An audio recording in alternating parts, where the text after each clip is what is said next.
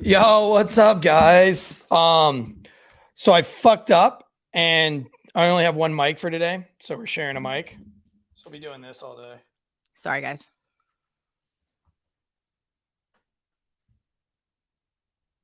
Whoops.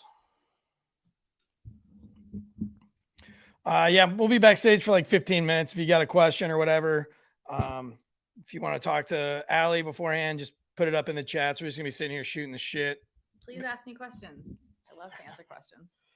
See what anybody comes up with. Sometimes I just like put my kids on in here. I'm like, just talk to them while I work. Dead leg, what's up? We're sharing a mic today, so for right now, I'm just going to be yelling. When the show starts, we'll face the mics. But can you hear us or no? Can you hear me?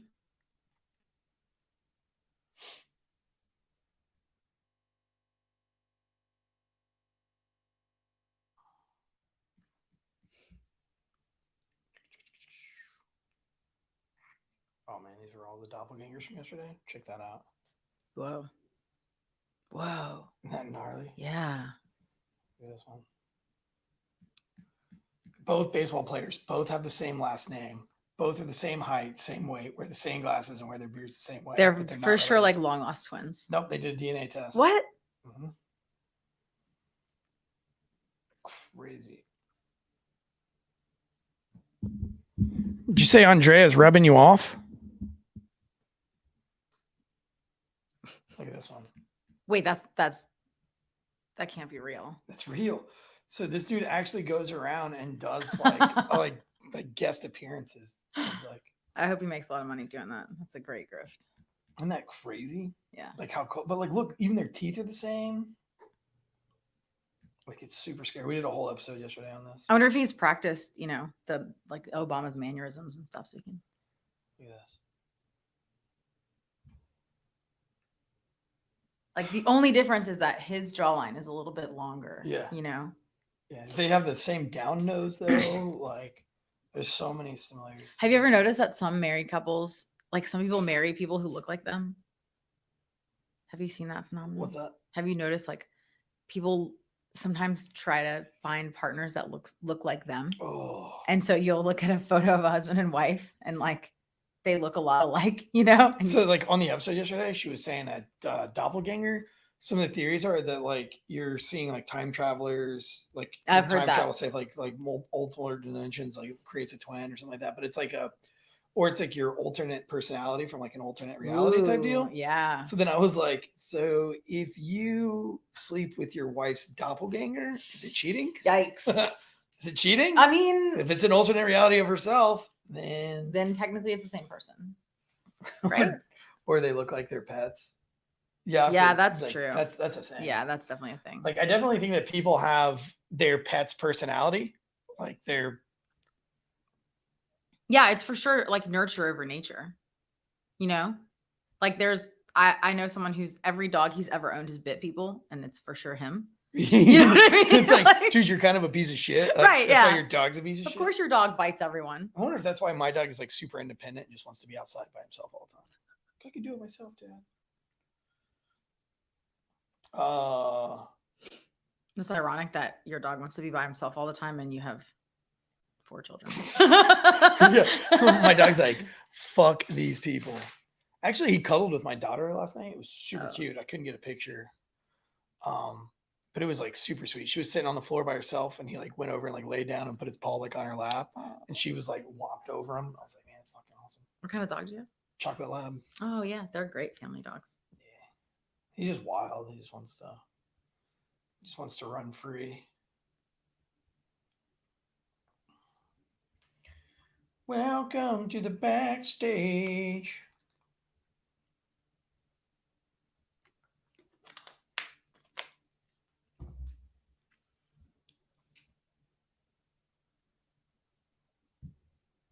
Yeah.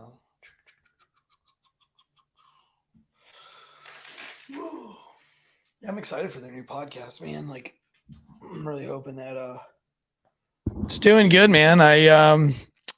Yesterday I dropped something and tried to catch it, and I was like, yeah, that fucking thing is still broken for sure. It really hurt. It's that like sharp pain that you kind of feel in your penis. You know, when something hurts so bad that you literally feel it in your dick. That's what happened to me yesterday. I think he needs a real cast, y'all. I think he needs a real cast. Maybe he's moving it too much. There's definitely no full strength at all. Oh, it's not even been 6 weeks, right? Have you ever seen? Four. Did you ever see? Do you ever watch Parks and Rec? Oh yeah. I remember when That's Andy went. my degree is in Parks and Rec. It's like contractual obligation. Dude, I had to quit watching it when I was building the distillery. I had to quit watching it because it was so fucking real. I was like, man, this shit is like Really is. kind of on point and it's depressing me.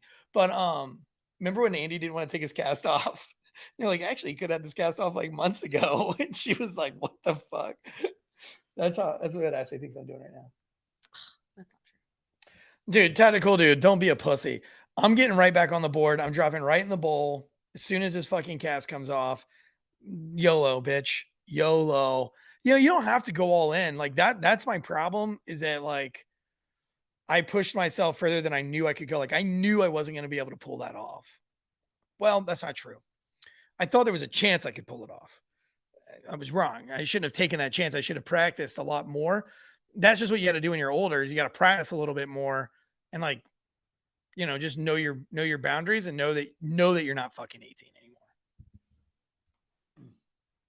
anymore. Dude, see, like I don't like rails. I fucking was doing the rail, I don't know, maybe like a year ago, and I kicked out and my back, like lower back, caught the end of the rail. Dude, it hurt so bad. And I was like, yeah, I'm not doing rails anymore. I like ramps and bowls, man. I'll take ramps and bowls. Because with a ramp, dude, you can kick out. Like if I launch off of a ramp, I can just throw the board away. If I'm ollieing down a stair, I can just kick the board away from me. When you're on a rail or you're like kick flipping, that shit's underneath you. You're fucked. Nope. There's nothing. There's just something.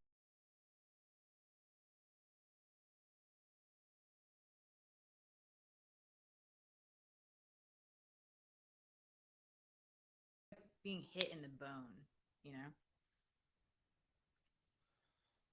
No, I agree with you. They do look clean. My kid's like been really my kid loves the rails. He loves the curbs. And yeah, he's all in on that shit. But you know, I'm not doing all that stuff anymore, man. I cruise the bowl, cruise some of the transitions, but you know, I'm almost 40 years old. I'm not fucking not with almost five kids. But dude, my kids, their podcast releases tomorrow. And it's called Grommet Vomit Podcast. And they had Rob Machado as their first fucking guest. You can Google that. Yeah. What a great name, too. A Grommet Vomit or Rob Machado? No, Grommet Vomit. I mean, both, but. Do you have any gum? I'm just thinking, I've just like ate nothing but bacon this morning. We're going to be sharing. I mean, that's fine. I don't have gum. Probably have bacon breath. Oh, you know what? I got a rip pack in the truck. I'm gonna go take a rip pack, guys. If you have any questions for Survivalist, WayfinderAli here, I mean, you guys better go fucking follow her right this second. But if you got any questions, hit her up. I'll be right back. I have you all to myself. They'll type, and sometimes you'll accidentally start typing, but you don't have to type. You can just. Oh, I can just talk. You saw me do it like twice already, right? Yeah, yeah. I was like, oh, I'll just respond to that. Yeah, like an. I mean, I didn't call you an idiot.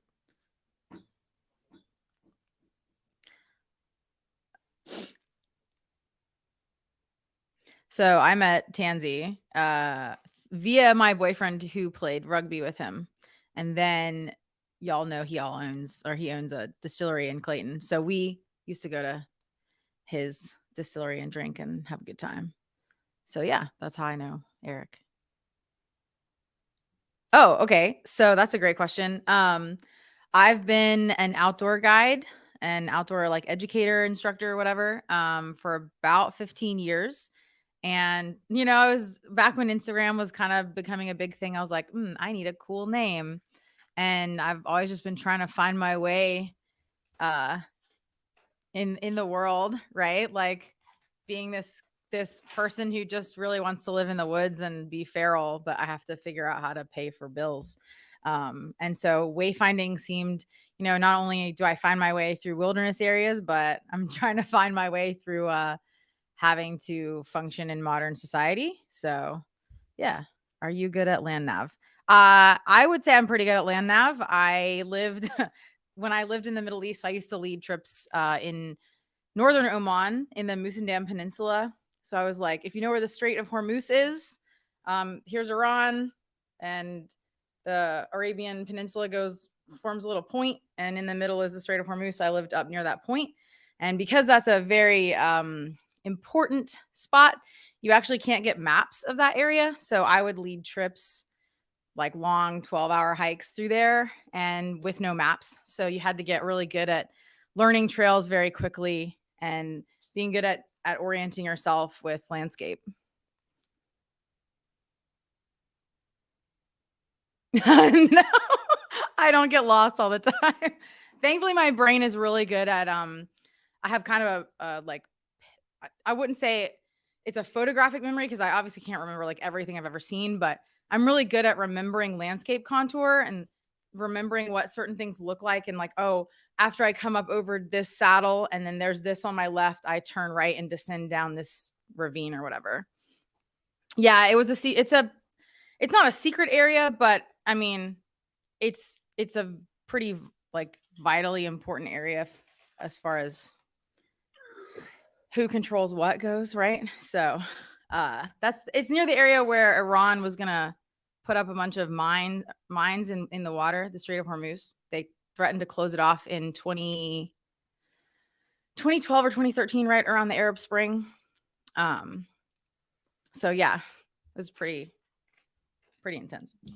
Yeah, Ali's this spring and summer is gonna work with my kids' homeschool group, doing some survival stuff for her. But follow her on Instagram, man. She's got like some serious cool shit, like skinning animals and drying hides, and I will get all into it on the podcast. It's sick. But what's going on, Salamander? Glad you're here. We got like 3 more minutes. You're not like every Marine second lieutenant who gets lost all the time. Yeah, fuck the lieutenants. Wait, you're yeah, I heard JOs suck. Your boyfriend, he was a submariner. Yeah, he was on, which is crazy. Her boyfriend, I used to play rugby with the guy, and if you had to imagine what Thor probably looked like, that's what her boyfriend looks like. He's like 6'4", super long, 6'5", long blonde hair, looks like Clay Matthews, and is a jiu-jitsu blue belt, and a phenomenal rugby player. Actually got picked up for the pro team, Glendale Raptors. I think. I just don't think he could have. They weren't going to pay him enough or something. Yeah, like that, I think it was. Not financially. Yeah, not financially. But I mean, the dude's a freaking rock, man. Yeah, I literally asked the universe for Thor, and the universe definitely delivered. Well, it's crazy. I cannot imagine him on a submarine because he's a fucking massive human being. He says something about like they actually need a couple of big guys on the sub because there are things that they need to be able to like open, like valves and stuff, and like things they need to lift. Like you need he'd be the perfect guy for it too. It's like Thor, open valve, and he's like, yes sir. Yeah. Big dude, little boat. Yeah. Teresa K says your hair's amazing. Oh, thank you. All right, hey, look, we're gonna go live. We got to reset this up so we were both talking into this mic. Can you guys hear us okay? Somebody say yes or no before I start this fucking shit show. Do we need to like do this number and be really awkward about it? Stick it in your face. Somebody answer right now so I can start this show. All right. Hurry up. All right. We'll miss out on that. We'll ask here. We can sort it out. Yeah. Can they talk?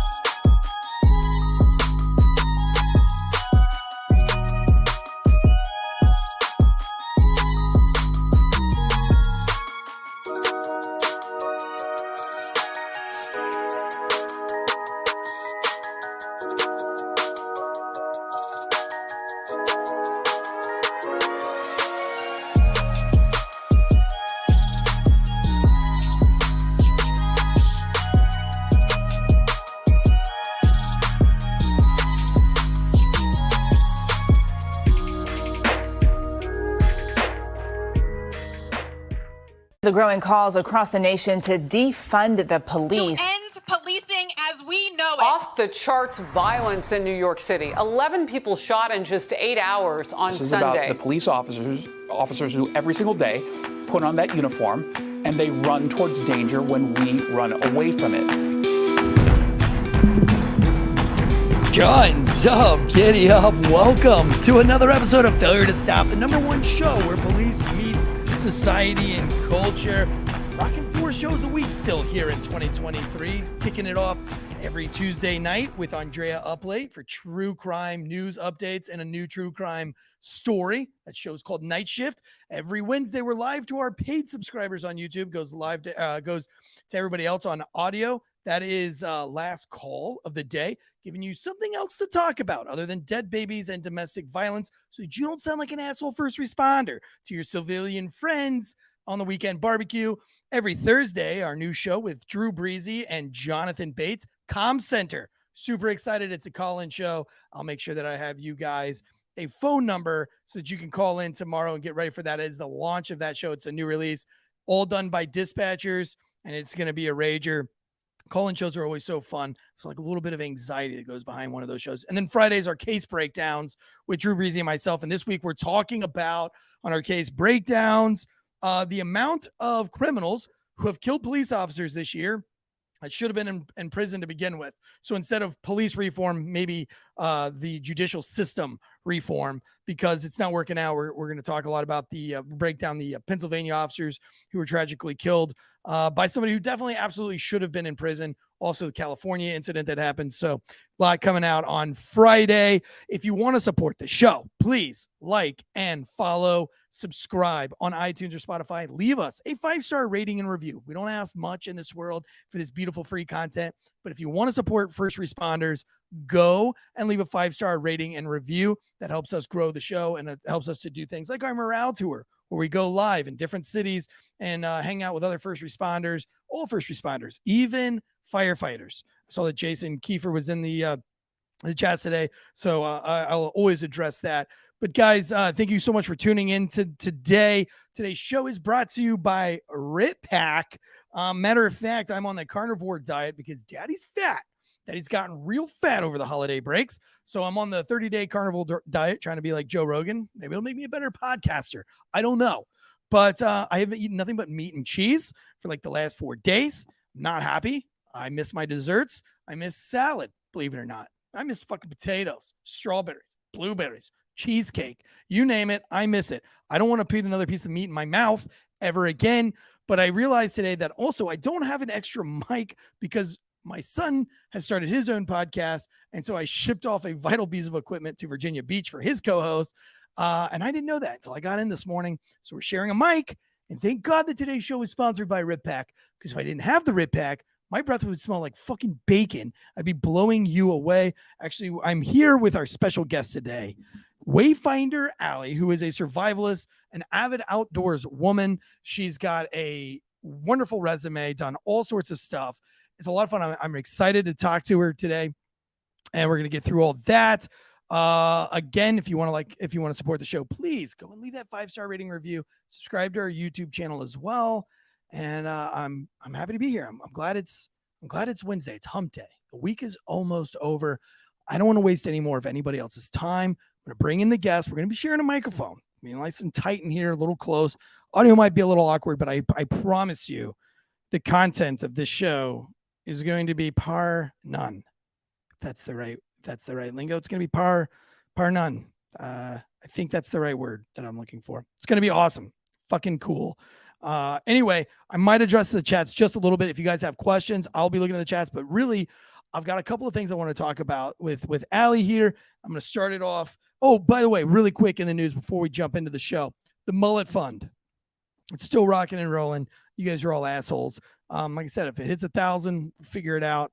I'm hoping it doesn't. If it doesn't hit 1,000 by the end of this month, I'll donate that money to some kind of first responder charity or something like that. So if you want to leave a super chat, go for it. WayfinderAli, thank you so much for joining me today. Thanks for having me. I know I made that very awkward for both of us. You're kind of in the midst of starting your own podcast, and we briefly talked about it before the show.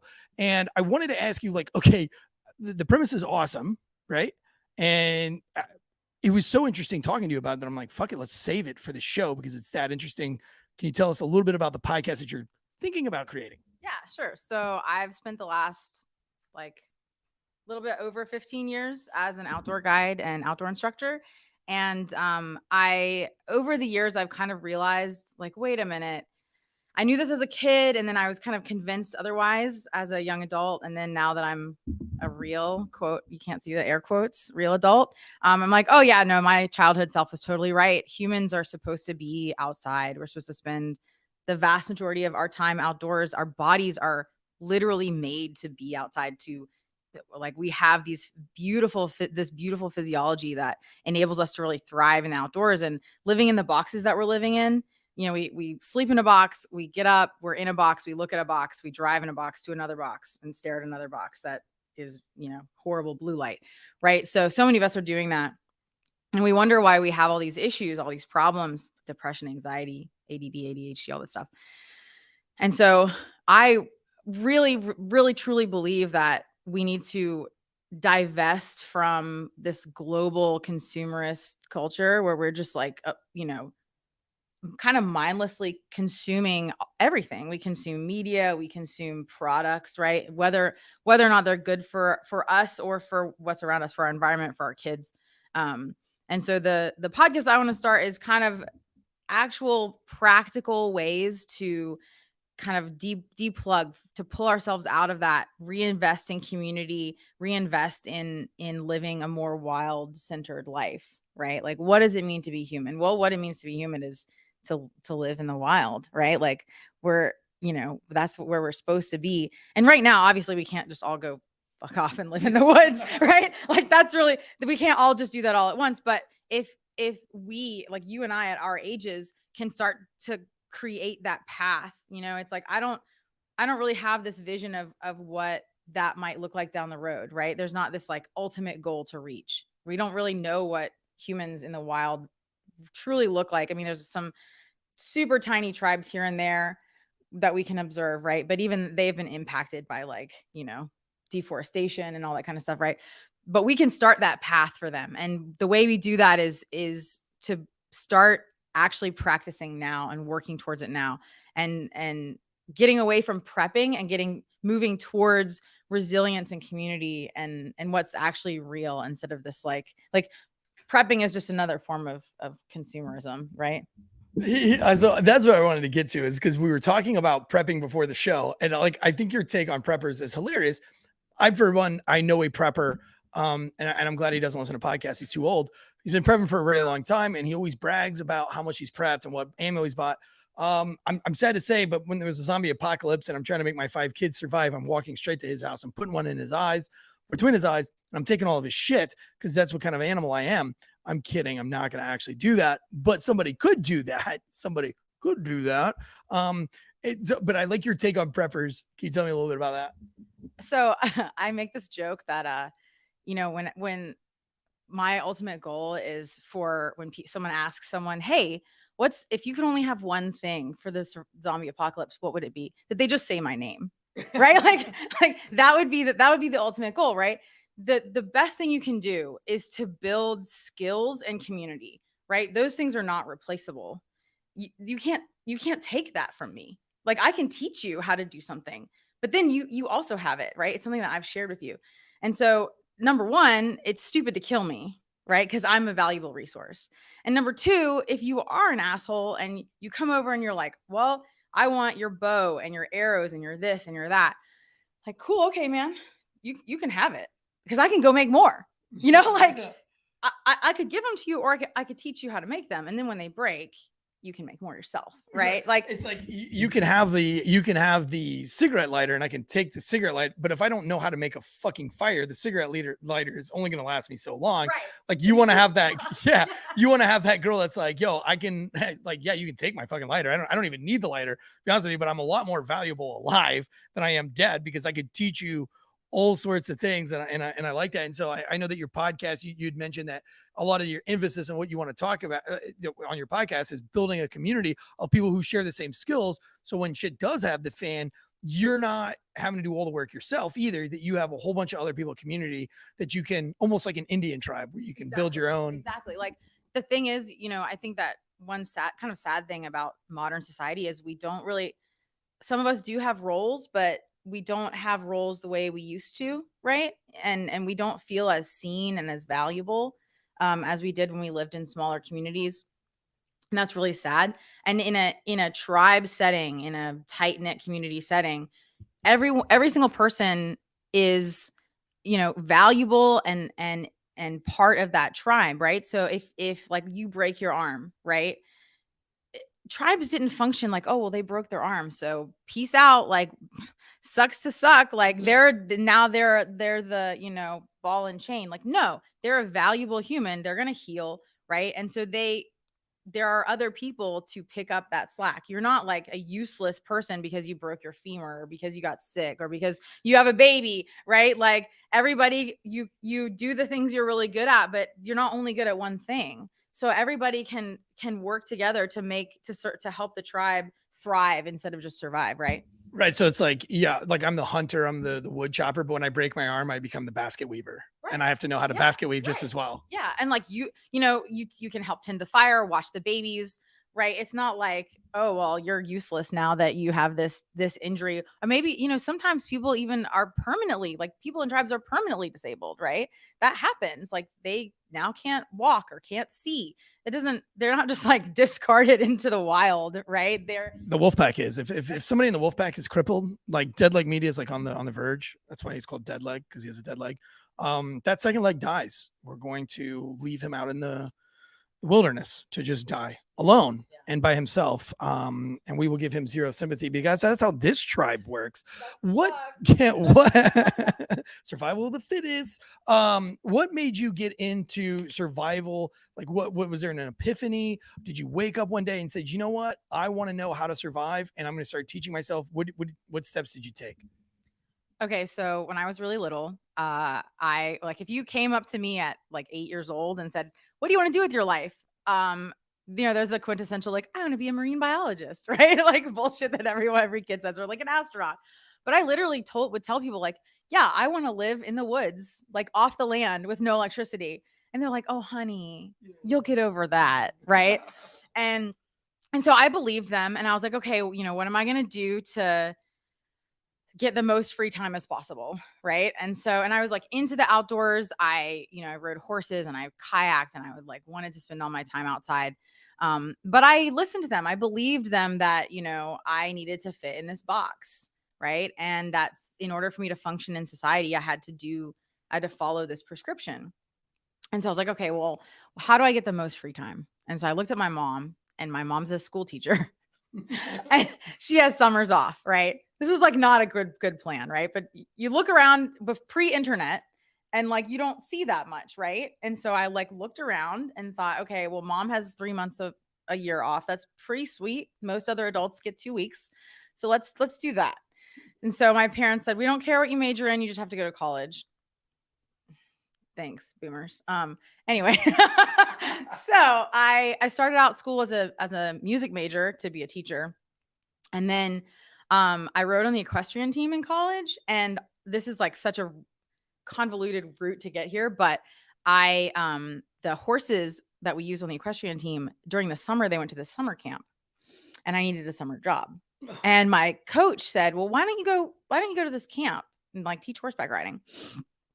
I had no idea what I was walking into. I thought that sounds cool. Great. Let's do that.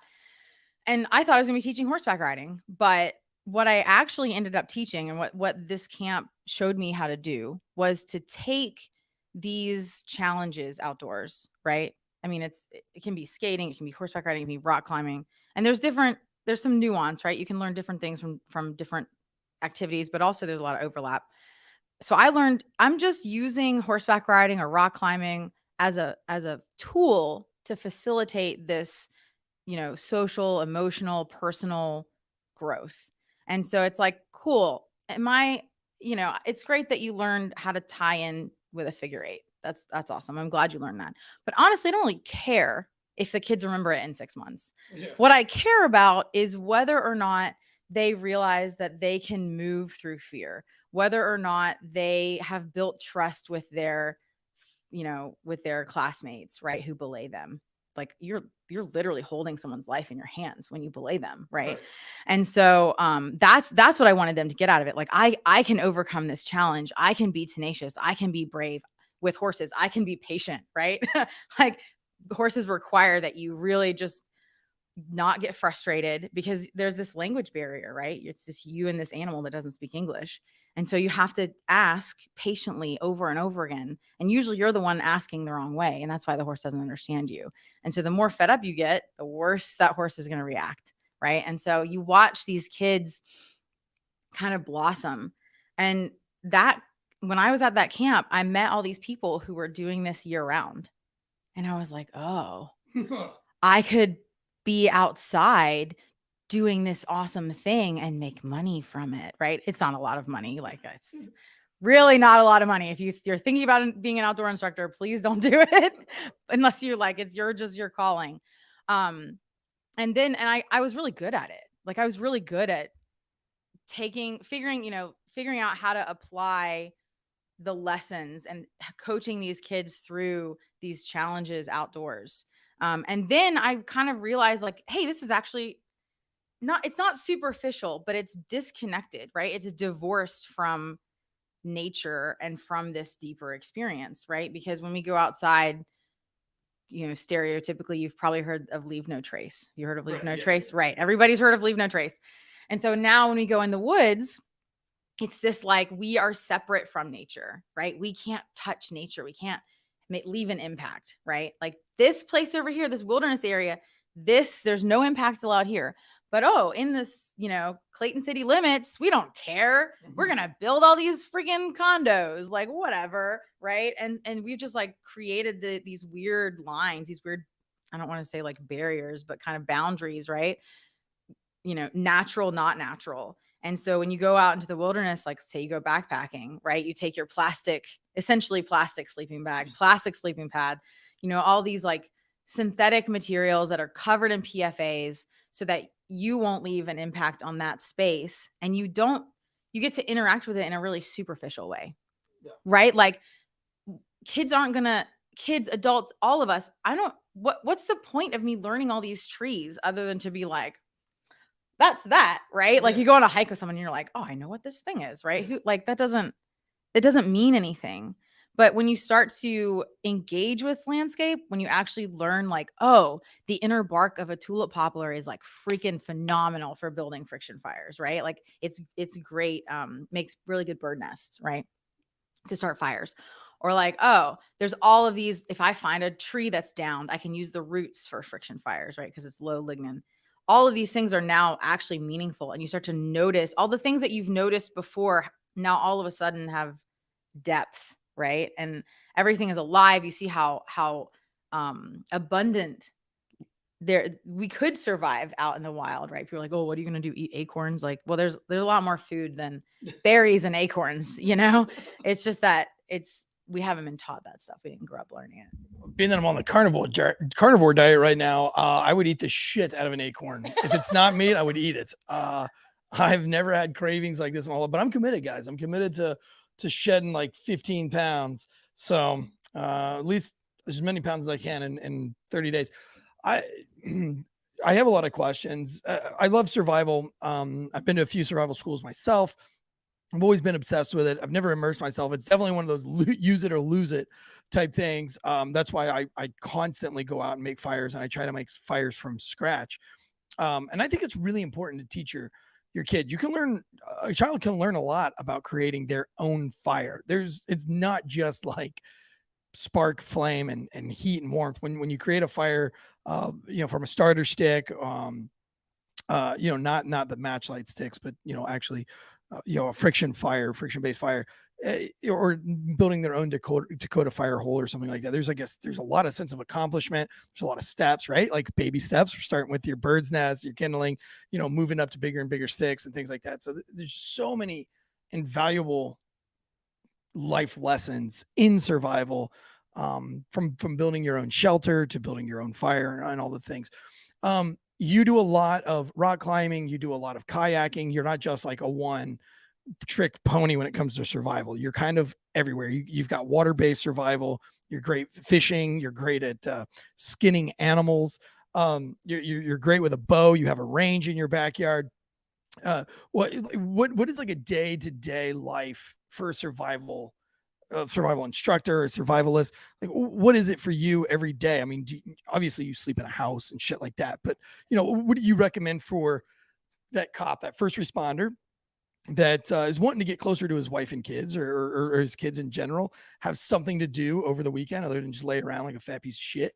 What steps do they take to get to where you're at, and what does life look like once they kind of achieve this kind of like survival mentality, kind of going all in on becoming a survivalist? How does that work? Is it a 1 year process, 2 year process, a lifetime process? What is it? Well, okay, so I think the first thing is to just start with an awareness of where you are, the landscape that you're in, right? So one of my favorite things is like I walk the dog every morning, right? Like something super simple. And I really love watching how I go on the same route, and throughout the season things are changing, right? And I'm noticing all those little changes. There's a bird I haven't heard before. What bird is that? Like why am I suddenly hearing it at a certain time of year, right? Or one thing that surprised me was there's a big overgrown spot with honeysuckle, and I thought that they only bloom in like May to June. Well, there was another second bloom. I was walking, I was like, honeysuckle. It's like October, what's happening? And so just building that awareness, like that's something that's pretty simple that everyone has access to, right? Like, Like waking up and looking at the clouds and being Literally. like, okay, like those are serious clouds. I Literally. know we've got some kind of front or something coming up. And then, now that we have phone access, that's one thing I like to do with my kids is say like, okay, like look at the clouds. Let's see, what do those clouds mean? Let's go look at the weather right now. And we've kind of got a memorization kind of thing going on there. But, the one thing that keeps me away from survival is having a ghost bed. I don't know that I could just sleep out on the wilderness without my ghost bed. Ghost bed has been a loyal sponsor of the Failure to Stop podcast since day one, since season 1. We're in season 3 now. We love ghost bed. Right now they are offering 40% off with that promo code Wolfpack. Go to ghostbed.com/Wolfpack. Got that cooling technology so that if you get hot at night trying to survive, you can stay cool on one of these bad boys. Valentine's Day is coming, and there's no other place I would want to lay my loved one down than on a ghost bed. If I was going to cheat my diet and get in bed with a whole bunch of acorns, I'd want to do it in a ghost bed, baby. Right now, ghostbed.com/Wolfpack. Get you a bed that sleeps so good it's scary. Actually, it looks like the promo code is up to 35% off on just about everything on that site.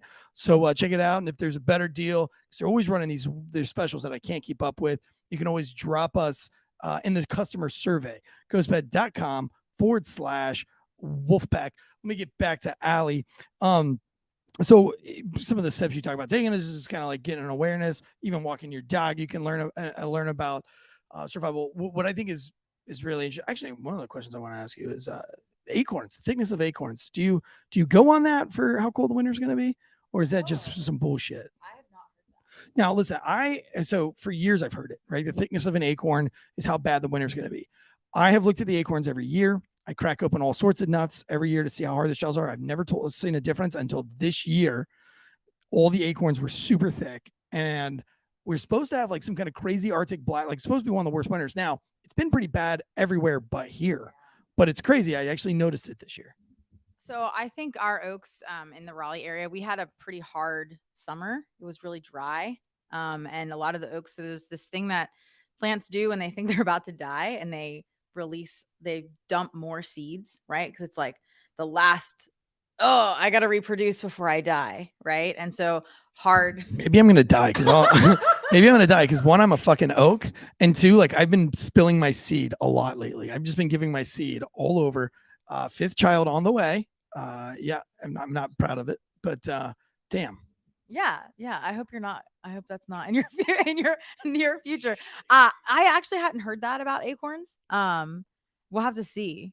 I do know we had prolific acorn drop this year, but that was mostly because of the drought in the early summer, and it was so hot so early and so dry.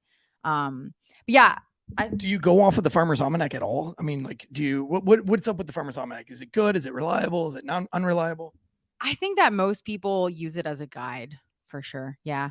Yeah. Going back to what you're asking about, like getting a deeper connection and starting in survival, like I think, if you have access to going on hikes in nature preserves or like parks and stuff, that's obviously a great start.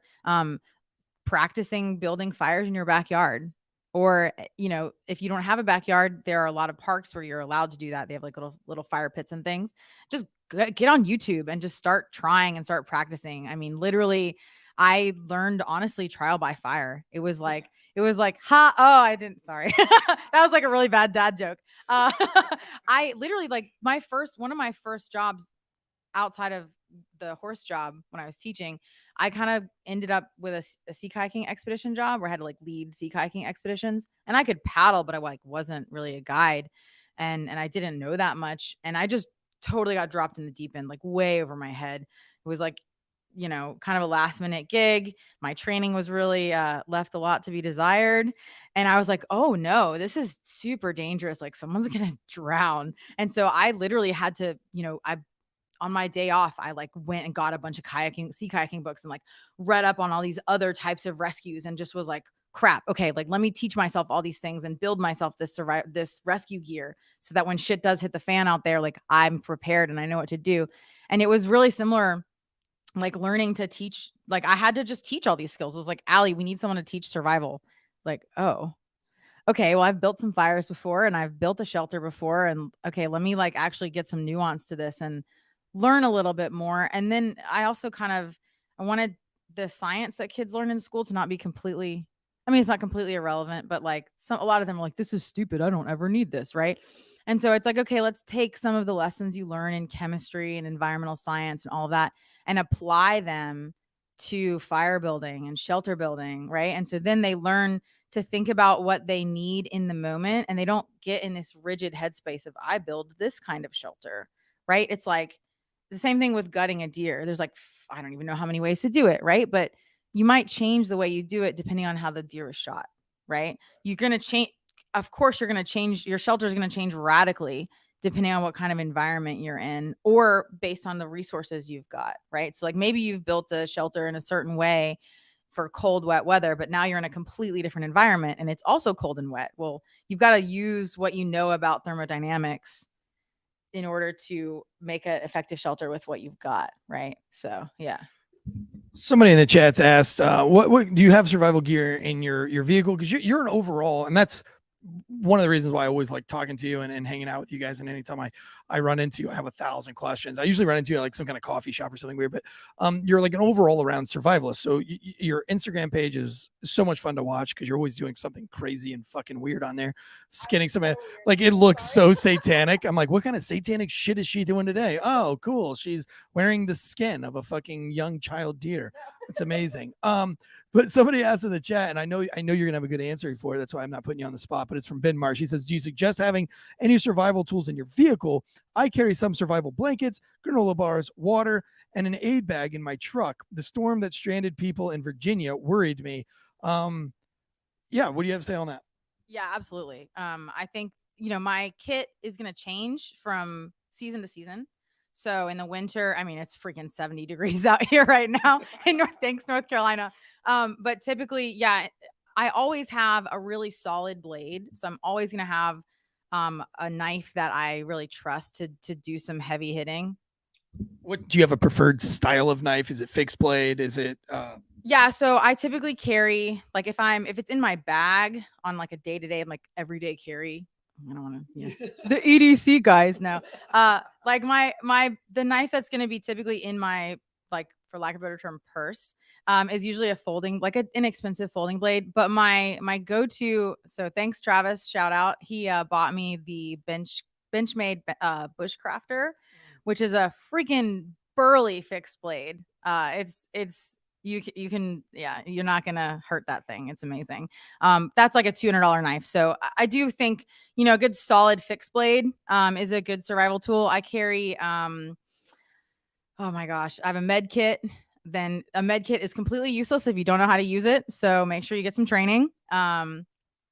Oh, you mean if like I just have like Band-Aids and Neosporin in my glove box that I'm not saving lives? Yeah, you're definitely gonna save the guy in a motorcycle wreck. I He's actually bleeding out. I actually like so we when you're in the military they have a combat lifesaver course that they would select 2 or 3 guys from each squad and they'd have to go, and that's like if the medic can't get to you, you learn how to run IVs, you learn how to do some tourniquets, you learn your basic things. And so we were doing a convoy, and the convoy got separated, and we were desperately trying to catch up to the other convoy. And so we were driving a little bit more, like a little bit faster than usual. And it was getting kind of stressful. And a child ran out in front of the truck and we hit him.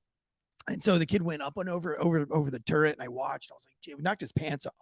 So we got down to the ground, and his penis was facing the sky, but his face and stomach were facing the earth. He completely turned his hips around, and I was just like, and I was, I couldn't get my eyes off it. I was like, what the fuck? I've never seen a body twist like that. And they were like, dude, what are you doing? Get down, get your med bag, and get to work. And I was like, there's nothing in this fucking bag that fixes that.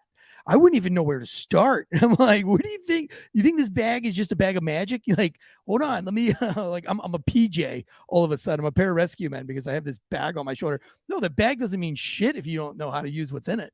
Yeah, and that being said, right? Like if I don't have a bag, right, I can improvise the things that I might need that aren't in that bag, or that would be in that bag that I don't have. But if your car is completely empty, like, you can't improvise when you don't have anything, right? So I have like in the winter I'd have, some kind of blanket or sleeping bag or something that is warm enough that I'm not going to freeze if I'm stuck in my car overnight. I've got some stuff to build a fire. I've got like, epic bars and stuff like that. Definitely flashlight or headlamp. Headlamp I think is probably better. I usually have a headlamp and a solar powered lantern. Knife. I have a saw actually. My car is like a little over prepped. Definitely water. Oh my gosh, what else is in there? I have like one of those little pop-up triangular things that's a reflector, right? Yeah, So yeah. if I get broken down, someone's not gonna hit me. I've got all kinds of stuff in there. Definitely in the winter, food, water, some kind of something to keep you warm. A signaling device, right, is really critical. Honestly, you could kind of follow the 10 essentials and just alter it a little bit for your vehicle. So the 10 essentials, let's see if I can remember all of them. It's like illumination, nutrition, hydration, navigation, communication, protection, right? So that could be a lot of different things to a lot of different people, especially you. You need to learn. Put a couple of condoms in there, just to keep the gun dry. You know what I mean? So protection could be knife, gun, taser. It's also definitely sunscreen, bug spray, rain jacket, right? Because if you get cold and wet, you're kind of screwed. I kind of forgot where I was. Oh, navigation. There's a bunch of them. But if you just keep tools and repair, right? So if you break down on your car, you need some of the things, reasonable things to fix it, right? If you just follow that, you don't want like the Craftsman toolbox that takes up your whole car. You mentioned sunscreen. Now, what is your philosophy on sunscreen and getting enough sun? I know there's like between survivalists, there's like a lot of, it's maybe not really a point of contention. It's just like everybody has their own philosophy and theory about sunscreen. Yeah, so as a natural redhead, I have gotten lots of sunburn and it really sucks. And I'm also I realize that again with the physiology of our bodies, like we're supposed to be in the sun. Sun actually does really great things for our bodies, right? We need it. Like vitamin D is a critical thing that we need, and we get it from sun exposure. So my wife gets plenty of vitamin D. Shit, I should have said that. I totally set you up for that. So I never use any of the chemical-based sunscreens. I only use the blocker style, which is either titanium dioxide or zinc oxide. And I also there's also some non-active ingredients in some sunscreens that are not reef safe. So I only use reef safe sunscreen. And the thing that I usually do, I honestly hate putting sunscreen on. Like, it's just gross and sticky and gets everywhere, and I hate it. Yeah, I set you up for that. You're welcome. So I typically will time how much sun exposure I get based on like how pale I am, how much I've been in the sun. And so I'll say, okay, I'm gonna be in my bikini, whatever, tank top, whatever it is, for a certain amount of time. Let's say it's 30 minutes. And then I'm going to put sunscreen on my face and like my hands and anything else that's exposed. And then I'm just going to put on something that's going to block the sun, like a long sleeve shirt and leggings or something. And then I don't have to put sunscreen everywhere because that's the worst. Yeah. And now there was another survival thing. I don't know if this was a survival thing, but I'd like to get your take on it. Being that you're an avid outdoorsman, survivalist, and you do all the things, you eat all the right things. You're always checking labels and seeing what's on there, and which is, I think, is great, right? What do you think about sun bleaching your asshole? Remember the yoga thing where everybody was like going out and like mooning the sun and trying to get that beehole fucking? What's up with that? Honestly, man, I had a acquaintance from when I lived in the Middle East who was like one of the first on that train, right? And would like post photos like with a little like sun over his butt so you couldn't see anything, and it was like him in like porn star pose, like with the sun. I mean, I haven't done it. I'd love to see some not see literal, like I don't want to see your tanned butthole, but I would love to know if there's any benefit. I feel like that part of our body is like not really designed. Like you really have to do some flexible knees behind your ears shit to like get that to happen. I feel like maybe nature didn't want us to be sunning our buttholes, Yeah. That was like a whole celebrity thing for a while. I was on top of it. I would talk about it on several podcasts, but I thought like, man, how fucking like, I don't know, like I've done some ridiculous stuff, but I'm not. Josh Brolin actually made like some pretty funny sunning his butthole videos that I actually thought were funny. I for one, am not into sunning my butthole. I like when you talk about survival and things, where would you say, what do you think is the most valuable tool that somebody should learn? Like day one, if you were going to be a survivalist, you have to learn this. Like, let me give you an example. For skateboarding, you've got to learn an ollie. If you can't ollie, you can't shove it. If you can't shove it, you can't kick flip. So it all starts with the ollie. Special operations can't be special operations if you're not airborne. So everybody's got to be a paratrooper first. If you're going to be a survivalist, what do you have to have first to build on, or you're just never ever going to be a survivalist? I think you gave me a trick question because I think you wanted an answer that was a skill, like a hard skill, right? Like you wanted me to say like fire or shelter building, right? But I think it's mentality. It's like you've got to have the right. There's this great book called Deep Survival, and I think it's the like line under it is who survives and why. And the thing is, it's all about your frame of mind, right? Like what you believe about yourself, what you believe about the situation. Like you're never going to have all of the information that you need to make the best decision in the moment, right? We're just making the best decisions that we can. So having like some framework and some skills is super important, right? Like it doesn't matter how happy and go lucky I am if I can't build a fire and I'm in, 12 degrees in the Sierras, like I'm gonna get hypothermia and die, right? Or if I can't build a shelter. So there's, as far as the thing that I think is the most important is mindset. And then if we want to talk about a skill, I think probably there's a lot of argument over whether shelter or fire is more important. I think I tend to lean towards the shelter is more important. So there's the rule of 3, right? 3 minutes, 3 hours, 3 days, 3 weeks. So 3 minutes is oxygen, 3 hours is exposure, 3 days is water, and 3 weeks is food, right? So that gives you your triage, right? That tells you how to triage your situation. And so if I'm looking around and going, okay, the sun's setting, I'm going to have to make it overnight. I'm probably not going to, I've got, I've got very little amount of time before like I'm going to die of hypothermia within a few hours, right? After dark. So in the last little bit of sunlight I've got, I'm definitely going to build a shelter, right? Because it's going to be hard for me to keep a fire going all night.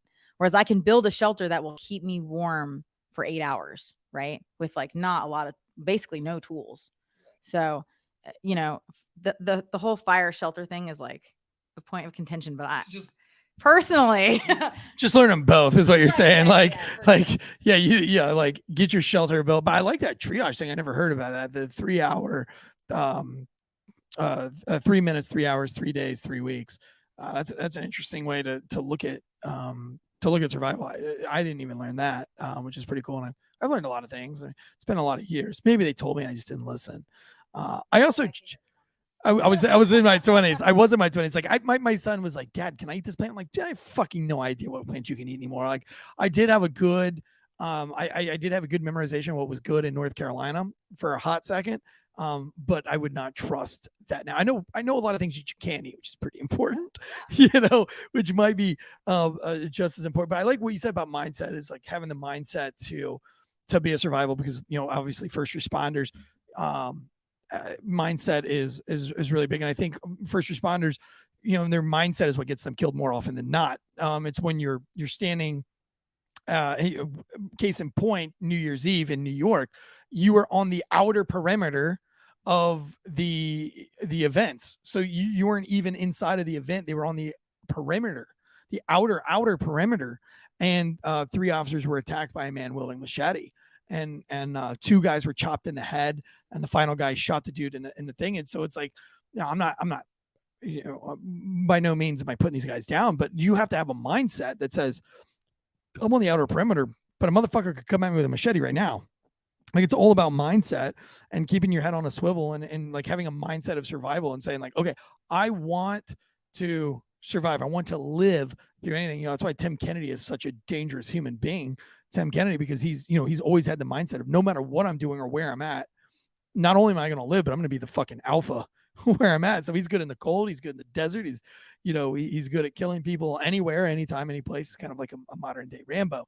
Silamander says, if I use a mindset of learning to build shelter, cleaning up all the brush in the back 40 will seem far more exciting. Mer 530 says, bears like hairy gay men. They will keep you warm and safe in their arms. I never know if Mer 530 is a boy or girl. We've discussed this before on here. They've told me what they are, but with a name like Mer 530, I've never known if I'm talking to a girl or a boy there. Tactical Cool Dude says, I want to start doing more of the stuff she's talking about, but I worry about bears and otherwise. The bears smell of menstruation. By the way, for some of you in the chats have mentioned her hair.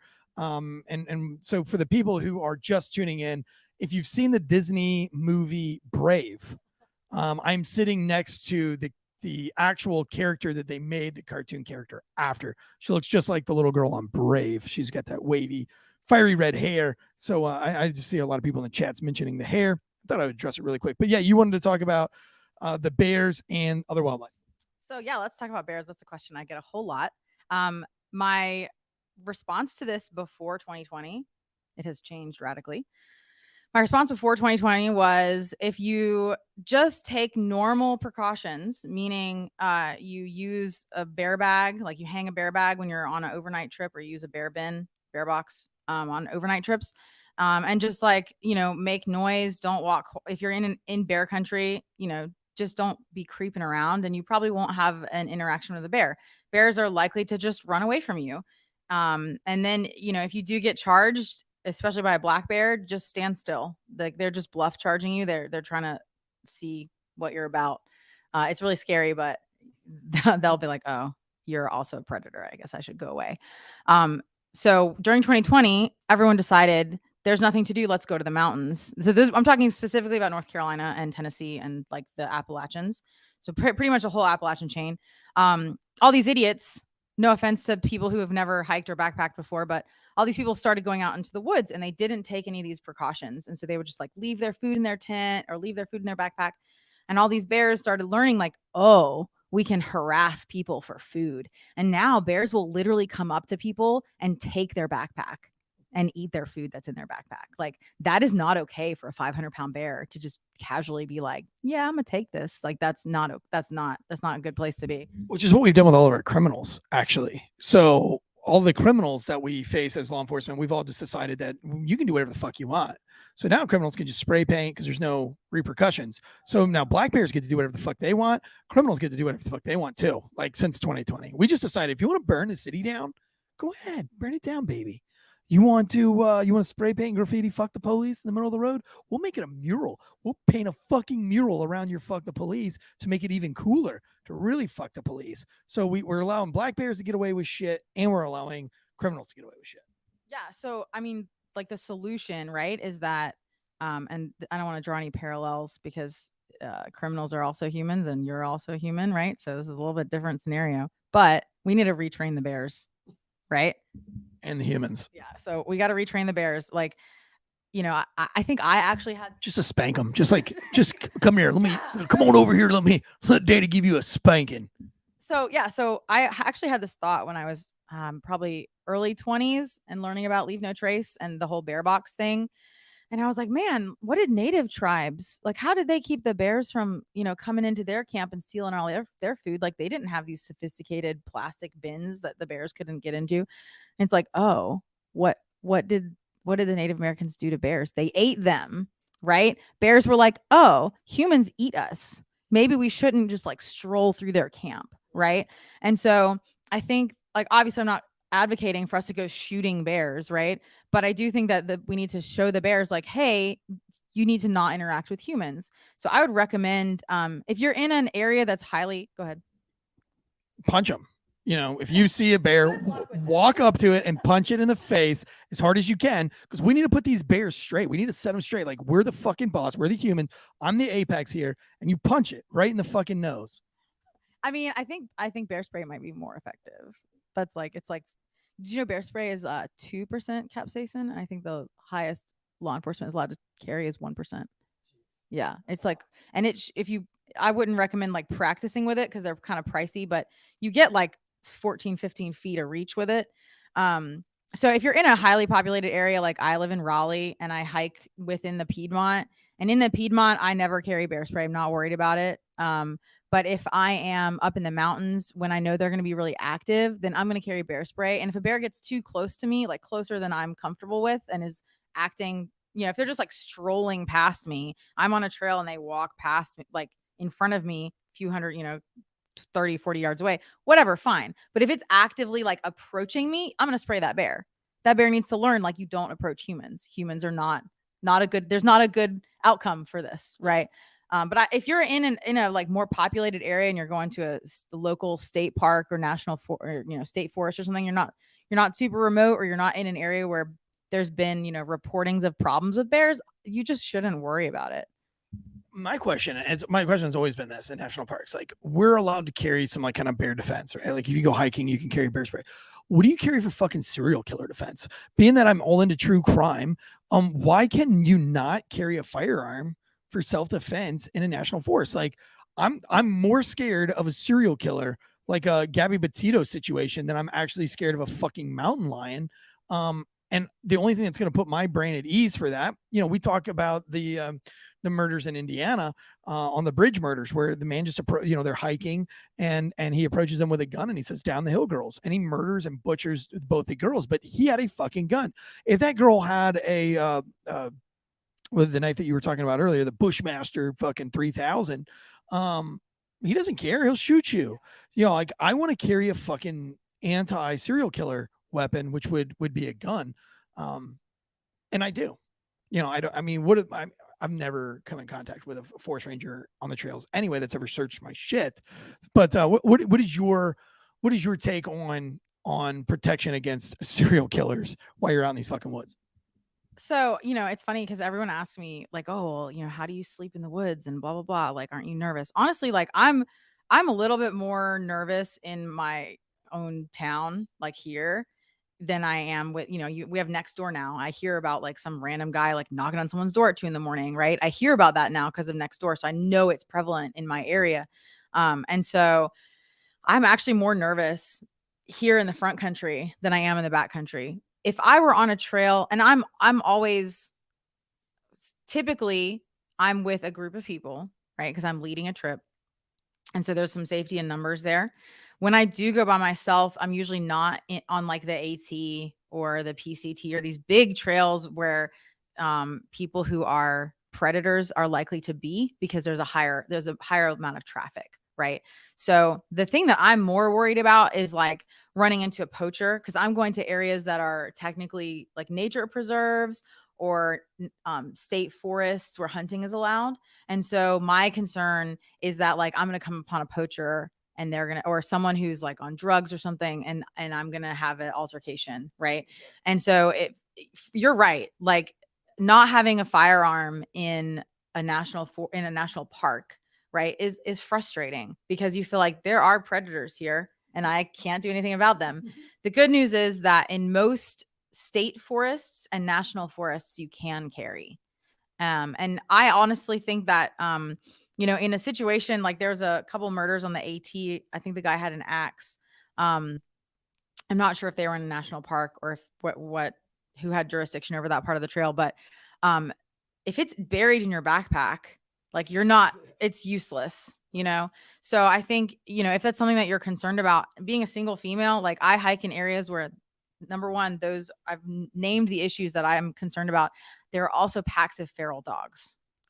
And so like that, they're very dangerous. And so, I carry a pistol a lot of times, especially if I'm concerned about running specifically in an area where I know there's a pack of wild dogs. I'm just not going to mess around, Yeah, I never go anywhere without my firearm anyway. But I always, especially when I'm hiking around. I mean, I even carry my gun when I'm jogging.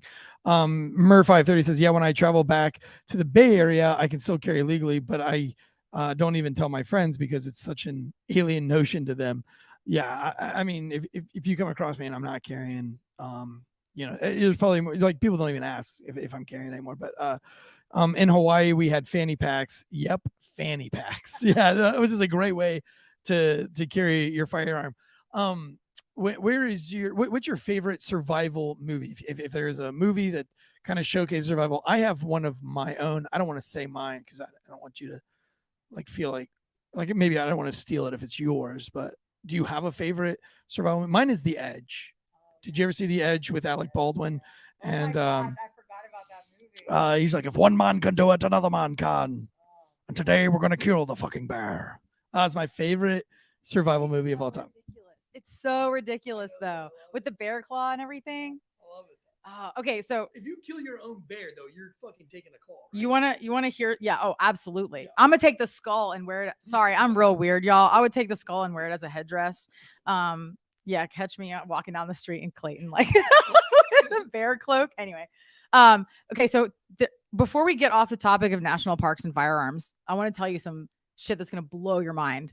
Okay, so I led wilderness horsepacking trips in the Sierras along the PCT, the Pacific Coast Trail or Pacific Crest Trail. And we were in and out of national forest and national park, and horsepackers are allowed to carry a pistol. And it is not for what you think. Well, maybe it is for what you think it's for, but it is unloaded and in like deep in a bag on one of the mules or one of the horses. And its purpose is, dark, is in case a horse or a mule is, injured beyond saving, we can put that animal down, right? Because Fatal Plus is the drug that you use and only veterinarians can carry it. And like, honestly, I don't want anything in a syringe that like I could accidentally poke someone with that's enough to kill a horse, right? So pistol is an effective way. So here's what's really going to blow your mind. So if a horse dies on the trail, there are 3 options. Okay. Number 1, hopefully it dies in a remote area, like, far enough off a trail, remote enough spot, you can just leave it, right? Let the lions and the bears and the, coyotes get to it. I don't think there's wolves in that part of California. The second option, you have to quarter it up and carry it out, right? Brutal. Okay. Third option. This is absolutely crazy. You call the Park Service, they come and they pack the body full of dynamite and blow it up. Yes, dude, that's what I'm talking about. That's what I'm talking about. Like, that's the kind of shit that I want to get into. I want to be that job, dude. Like, that's the shit. Like, I can wake up. It's like, dude, what'd you do today, man? I blew up fucking 10 horses today. Fucking awesome, man. Like, I overpacked this one. I seen its leg like halfway up the fucking mountain. It was so dope. Dang, that's crazy that you would have to. I mean, I guess I don't think about it. If you're doing these long ass excursions with mules and horses, I guess, yeah, you'd have to put one down. We carry one in the office. For Dead Leg Media. When it gets too much for him, we've got one of these pistols. It's packed far away, but one day, and I'm gonna quarter him up and carry him with, but I'm gonna carry him with me forever. He'll just be quartered up in my freezer. I just get. Dead Leg Media carries way more weight than I ever did for this show, so I appreciate him. I'm only teasing with him, but that is something that you don't really take into consideration there. Do you have a wild moment where you kind of faced like this is life or death right now, and I've got to make the right decision, or is your planning just so perfect that you haven't run into anything like that? Okay, so yeah, no, it's definitely not that perfect. Anytime you're dealing with weather, anytime you're dealing with animals, I mean, hell, anytime you're dealing with people, right? Like people have, huge emotional panic attack breakdowns, lose their shit in the wilderness. It doesn't happen that often. Animals will, spook at things, injure themselves. Leading sea kayaking trips is also a shit show because, you're paddling a little tiny kayak. And if all of a sudden the wind decides to change or a storm comes, like you're just this tiny little human and paddling against 30 knots is like you're just on a treadmill. You're not going anywhere, yeah, for sure. I've had moments where it was like, hey, I think one of us, if one of us flips over, I don't know if I can rescue them. You know what I mean? Like, I don't know if I can get them back in their boat without flipping over myself. Right. And I don't know if I can get them back in their boat and get them to shore. Right. At that moment, you just paddle up next to him and hit him on the head with the oar and just say sorry. Sorry, it was your time. No, there's one instance when I was really, really new to paddling and I had a trip and we were in like 4-foot following chop, which like seas kind of, they can roll, but we were in the sound. And so the wavelength is really short. So 4 feet in a sea kayak is really a lot. It's well over your head.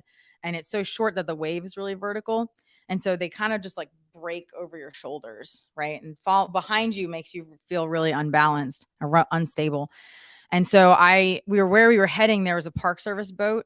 And so I realized like if someone flips, like there's nothing I can do. So I paddled ahead of my group, landed, got to the Park Service, like headquarters. It wasn't a headquarters, but like their little outpost thing. And literally said, hey, if I come run and get you, like I need you right now. Like you need to have that boat key and have your PFD on, like ready to go. And I stood on the dock with binoculars until my group landed when they're not that far behind me. Right. But it's like, I knew that this is beyond my ability level at this point. And I figured my best bet was getting on a boat and going and saving them. How often do you go on these excursions? I mean, you've been doing it for years and years and years and years. I mean, are you still actively going on a lot of excursions, still taking people out? What do you have planned in the new year? I know that you're working a lot with kids and you're instructing people at these, various meetups and camps, things like that. You got anything big for 2023? Yeah, I do. So I started my own company in I think 2021. And then I took a job climbing trees with chainsaws, doing arbor work for a year. And I thought I was going to have enough free time to work on my company. And that didn't really pan out or branch out, I should have said. I was so tired every day. So now that I'm not doing that, I'm only working kind of mostly on the higher edge of part-time so I can focus on my business. So my company is called Wayfinder Outdoors. It's pretty easy to remember because it's just like my Instagram handle. I do have an Instagram. So I'm teaching a couple new classes that I'm really, really excited about. And I do have a fleet of sea kayaks. So I do lead trips. I think one that's a little bit more accessible to most folks instead of a 5-day trip, it's 3 days. And you get to go see the wild ponies on Shackleford and still have like a sea kayaking experience and sleep on an uninhabited island and all these things, but it's not like a 5-day commitment. But one of the cool classes I'm really excited about that's new for 2023 is tree climbing for deer hunters.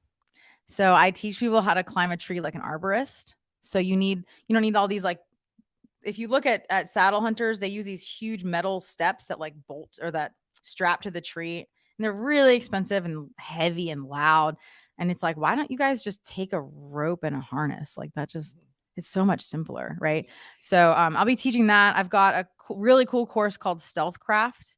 And it's basically how to move through the landscape, quietly and how to blend in and how how to read landscape, right? And figure out, okay, this is where the deer are going. This is where how they're moving through the woods, how to camouflage yourself, how other animals see, right? Like humans, we have great eyesight, right? It's harder to conceal yourself from a human than it is from like a deer, right? So yeah, deer can't see color that well.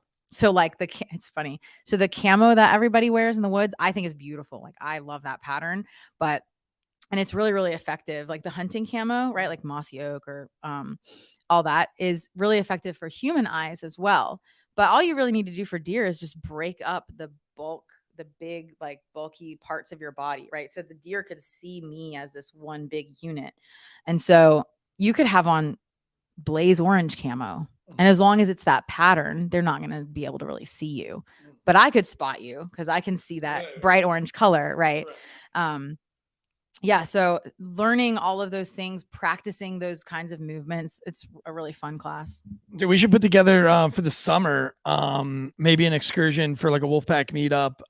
Maybe get get on board, and maybe we'll all try to go out and do one of these trips with a couple of the Wolfpack here. Ali, we appreciate you spending your afternoon with us.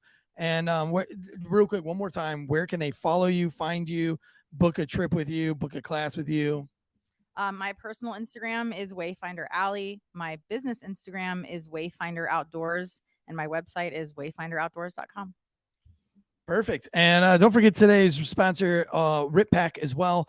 Rip Pack is a great way to brush your teeth without using water, without using a toothbrush. It's like Pop Rocks in your mouth, invented by a Marine. You just swish it around in your mouth for a minute, spit it out, save my ass today, so I wasn't smelling like bacon up in this bitch. Dead Like Me says, if the Wolfpack wanted to take some classes, could you point us in the right direction? She just did. Yep, sorry, I read that late. All right, guys. Well, hey, we appreciate all the guys in the Wolfpack. Join tomorrow, Thursday, for tomorrow night, man. It's going to be absolutely insane. I'm excited for the call-in show and see what you guys come up with this week. Until next time, guys, guns up, giddy up.